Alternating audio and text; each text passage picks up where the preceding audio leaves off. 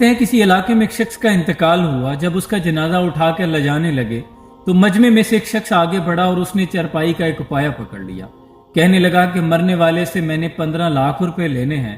اس نے مجھ سے قرض لیا تھا اور جب تک میرے قرض کی ادائیگی نہیں کرو گے میں جنازہ نہیں جانے دوں گا. اب شرعی مسئلہ ہے کہ مرنے والے کا قرض اس کے وارث ادا کرتے ہیں. جب بیٹوں سے پوچھا گیا تو بیٹے کہنے لگے کہ ہمارے باپ نے تو اس قرض کا ہم سے کوئی ذکر نہیں کیا اور ہم اتنی بڑی رقم ادا نہیں کر سکتے. بھائیوں کی طرف دیکھا گیا تو وہ کہنے لگے کہ جب بیٹے ذمہ داری نہیں لے رہے تو ہم کون ہوتے ہیں, ہمارے پاس بھی اتنے پیسے نہیں ہیں کہ ہم ادا کر سکیں.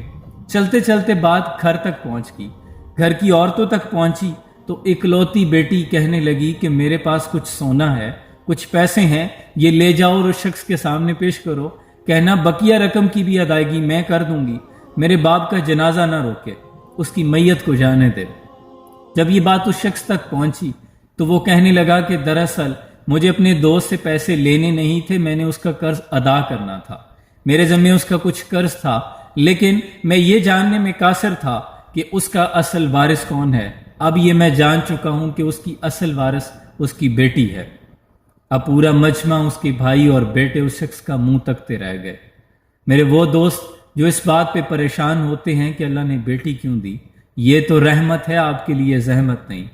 یاد رکھیں حضور اکرم صلی اللہ علیہ وآلہ وسلم نے فرمایا کہ اپنی اولاد میں محبت یکساں تقسیم کرنا, لیکن اگر کسی سے محبت زیادہ کرنے کا دل کرے تو پھر بیٹی سے پیار زیادہ کرنا.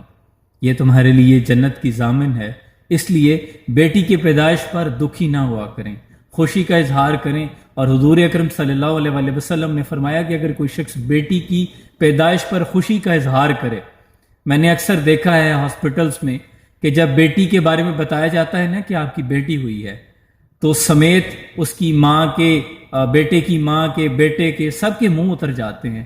اگر آپ اس لمحے خوشی کا اظہار کریں تو حضور نے فرمایا کہ 70 دفعہ خانہ کعبہ کی زیارت کرنے سے زیادہ افضل ہے. اس لیے آپ خوش نصیب ہیں کہ اللہ نے آپ کو رحمت سے نوازا.